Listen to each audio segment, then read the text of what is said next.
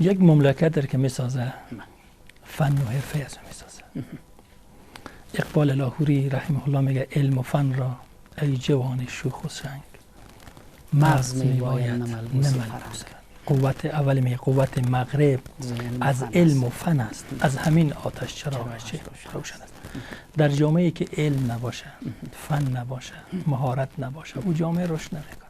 ما و شما در طول 20 سال دیدیم کسایی که آمریکا با میلیاردها دلار اونا چیکار کرد، تربیه کرد، اما همه رو برد از پیش ما و شما، همه رو برد، پس مسترد کرد به آمریکا و با کشورها چی و چی و چی و چی. فعلا کشور ما و وطن ما نیاز شدید به افراد متخصص داره، به افرادی که واقعا تجربه کاری داشته باشه، به افرادی که بتونه کشتی شکستر به ساحل مقصود برسانه. و در این شک نیست که پایگاه اصلی از او همون تعلیمات تکنیکی و مسلکی است. در دنیا بسیار ارزش داره ای داره. در ایران به نام سازمان فنی حرفه‌ای یاد میشه و رشته‌های زیاده داره.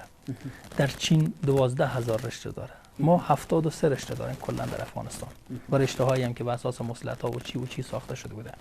فلذا اگر خواسته باشیم افغانستان رو ما و شما بسازیم، خواسته باشیم از معادن استفاده کنیم، خواسته باشیم در آینده از سرک‌ها استفاده کنیم، خواسته باشیم از خطای آهن استفاده کنیم، اینا همه نیاز به چی داره؟ به تربیت انسان‌های متخصص داره. فعلا طبق معلوماتی که ما دارم در یک کارخانه 1700 نفر کارگر خارجیه، از هند و از پاکستان و کجا کارخانه روغنه، نه؟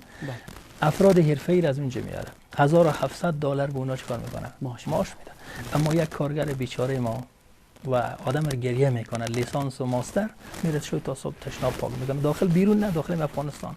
جوان ما چند روز پیش در اینستیتوت نیما فارغ شده بود، واقعا وقت صحبت میکرد آدم رو گریه میگرفت. من شب روزا درس میخواندم اما شب تا صبح تشناب پاک میکردن. داخل اداره ما زیاد آمده، نفر ماستر با این صفاکار در اونجا کار شده، مقرر شده، اما صنف 12 آمده بهترین وظیفه شده داره بو دادنه. باید تربیه بشه اینا و این تربیه از اینا کسا انسان‌های با احساس، با وجدان، با ایمان لازم داره که باید بیاید. اگر انسان حرفه‌ای و مسلکی تربیه نشه، نتیجه ای هست که گفتم که کارگر از بیرون بیاید و ما چیکار کنه، معاش بسیار بالا رو بگیره، اما کارگر ما و شما و جوان ما و شما که در سطح بالای تحصیلات هم داره باید برای صفاکاری در بخش‌های